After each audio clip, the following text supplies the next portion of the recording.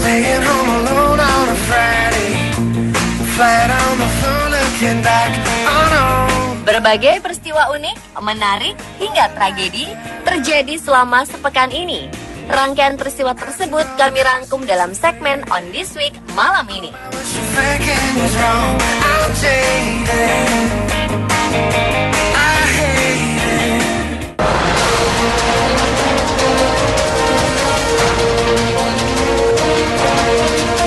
Pesawat Hercules milik TNI AU jatuh di kawasan pemukiman di Jalan Jamin Ginting, Medan, Selasa 30 Juni lalu. TNI Angkatan Udara merilis kepastian mengenai jumlah korban kecelakaan pesawat Hercules C-130 ini berjumlah 122 penumpang. Dipastikan tak ada penumpang pesawat yang selamat dalam tragedi ini. Sebelum hancur di daratan, pesawat juga sempat menabrak 2 ruko dan sebuah mobil. Diperkirakan sebanyak 7 orang tewas tertimpa pesawat jatuh ketika tengah berada di ruko tersebut. Ada beberapa korban di darat yang selamat, namun pihak TNI memastikan bahwa korban selamat bukanlah berasal dari penumpang di pesawat. Penyebab kecelakaan disinyalir adalah kerusakan mesin karena pilot sempat meminta untuk kembali. Belum sempat kembali ke bandara, pesawat sudah meledak dan terjatuh. Kejadian ini kira-kira 2 menit setelah lepas landas. Saksi mata mengatakan sempat melihat ekor pesawat terbakar sebelum akhirnya jatuh. Kerusakan mesin disebabkan oleh pesawat yang sudah tua. Pesawat ini merupakan buatan Amerika tahun 1964.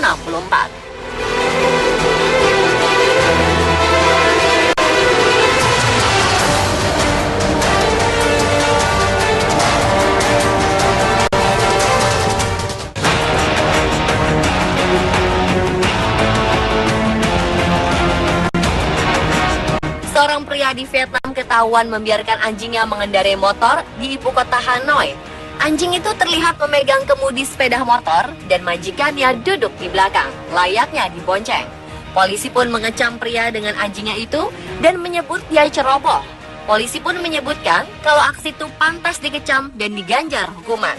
Pria itu terancam hukuman denda sebesar 3 juta hingga 4 juta rupiah akibat kelakuannya tersebut. Beberapa pengendara yang melewati motor itu mendengar sang majikan mengatakan bagus beberapa kali kepada anjingnya.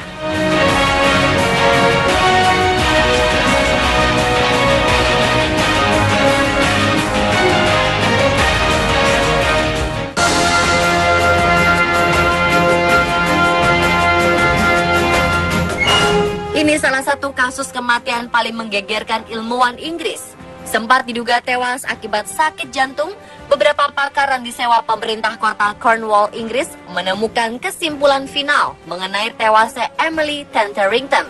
Remaja 14 tahun itu tewas setelah 8 minggu tidak buang air besar. Akibat tidak membuang kotoran di ususnya, organ dalam Emily membengkak, memicu serangan jantung yang merenggut nyawanya. Pakar koroner Amanda Jeffrey menyatakan, temuan baru ini didapatkan dari hasil tes postmortem jasad Emily. Seandainya dulu dokter maupun keluarganya tahu, nyawa remaja malang itu bisa diselamatkan. Dari keterangan keluarga, Emily ternyata mengidap fobia toilet. Dia tidak nyaman, bahkan seringkali menangis bila harus buang air besar di WC. Sebelum meninggal, remaja yang punya riwayat autisme ringan itu diakui sang ibu tidak BAB selama beberapa pekan. Ibunya berpikir tidak ada masalah karena sejak lama Emily jarang buang air besar.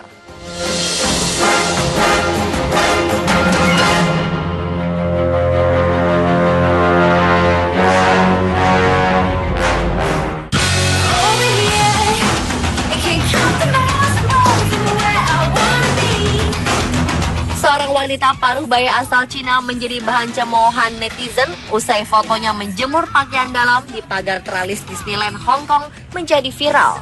Wanita itu sedang menjemur beberapa pakaian dalam seperti bra, celana dalam, dan beberapa pakaian lain. Perihal keamanan, Disneyland memberi peringatan pada turis wanita itu serta memintanya merapikan semua pakaian dalam yang dijemurnya. Namun sang wanita berkelit dan melanjutkan aksinya di tempat yang berbeda hingga pihak keamanan kembali mendatanginya untuk kali kedua sebelum akhirnya dia bersedia menyudahi aksi konyolnya tersebut dengan berat hati.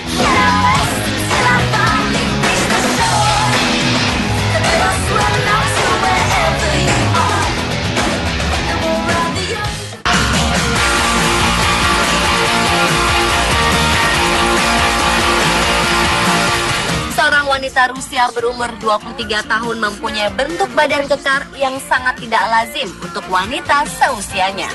Tubuh berotot wanita bernama lengkap Natalia Trofina ini bak superhero Hulk. Natalia sengaja membentuk tubuhnya sejak masih 14 tahun melalui latihan menjadi atlet angkat besi kelas profesional. Natalia tercatat sebagai pemenang kejuaraan di Zabekalai pada tahun 2014. Saat itu, dia sanggup mengangkat beban seberat 240 kg untuk sesi bench press. Dia mudah saja mengangkat beban 170 kg. Dalam tiap sesi berlatihnya, kini Natalia kerap ditemani sang suami untuk menjaga setiap perkembangannya. Dukungan suaminya menjadi motivasi Natalia dalam membentuk setiap otot di badannya.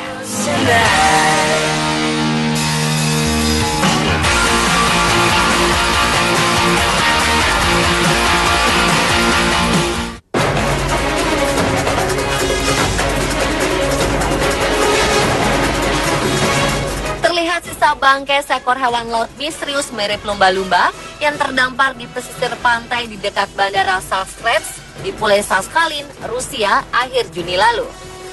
Saat ditemukan, makhluk itu sudah dalam kondisi yang tak utuh. Beberapa bagian tubuhnya sudah terkoyak-koyak hingga menampakkan tulang belulang. Makhluk berparuh dan berbulu itu sempat membuat bingung para ilmuwan. Seorang wanita melihat makhluk aneh tersebut dari dekat saat terdampar di Pulau Sakhalin dan memfotonya.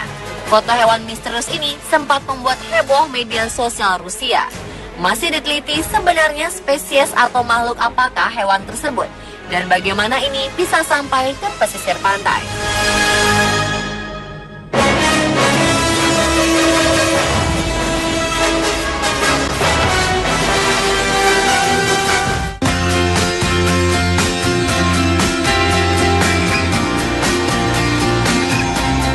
Pangeran Saudi Al-Walid bin Talal mengaku siap menggelontorkan hartanya senilai 32 miliar US dollar setara 427 triliun rupiah untuk kepentingan amal.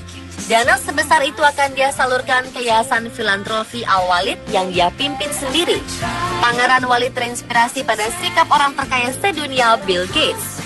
Dia ingin mengikuti teladan Bill Gates Foundation yang memberikan dana ratusan juta dolar kepada penderita polio di seluruh dunia. Selain itu, sebagai penganut ajaran agama Islam, Pangeran Walid mengaku terpanggil untuk berbuat lebih banyak bagi kemanusiaan. Yayasan Al-Walid ini akan fokus mendanai pembangunan daerah terpencil di Saudi. Selain itu, komunitas maupun gerakan kepemudaan yang punya kegiatan sadar lingkungan maupun toleransi bisa mendapatkan dana dari Yayasan Sang Pangeran. Dan kini, dia masuk jajaran pengusaha terkaya sedunia.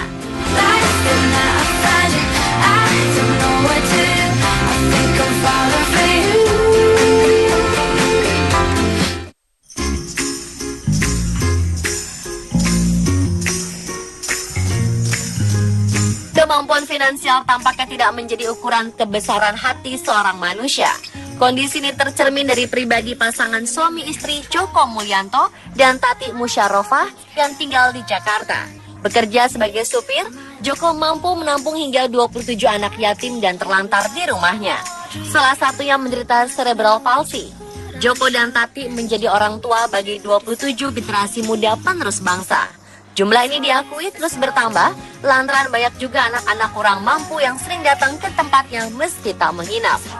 Joko mengaku tidak ingin menolak kehadiran anak-anak tersebut, lantaran dirinya yakin mereka datang sudah dengan rezekinya masing-masing. Inilah yang membuat Joko dan Tati yakin anak-anak tersebut tidak akan kekurangan dalam asuhan mereka. Joko banting tulang menjadi sopir untuk memenuhi kebutuhan anak kandung serta anak-anak asuhnya. Joko bahkan bekerja sebagai sopir di 3 tempat hingga waktunya untuk istirahat sangat terbatas. Semakin banyak anak yang ditampung, ruangan di rumahnya semakin tak mencukupi. Pada 2010, Joko dan Tati memutuskan untuk pindah rumah dengan membangun tempat yang lebih besar. Niat ini diakui Pak Joko dan Tati tidak didukung oleh kemampuan finansial. Modal mereka hanya pekerjaan Joko menjadi sopir dan sejumlah tabungan. Untuk mendapatkan penghasilan yang lebih besar, bangunan yang kini ditempati Joko dan Tati bersama anak-anak asuhnya dibangun dari kerja keras, tambal sulam, dan kebaikan hati orang-orang di sekitarnya. Bahkan pekerja bangunan dan pemilik material turut membantu berdirinya bangunan tersebut.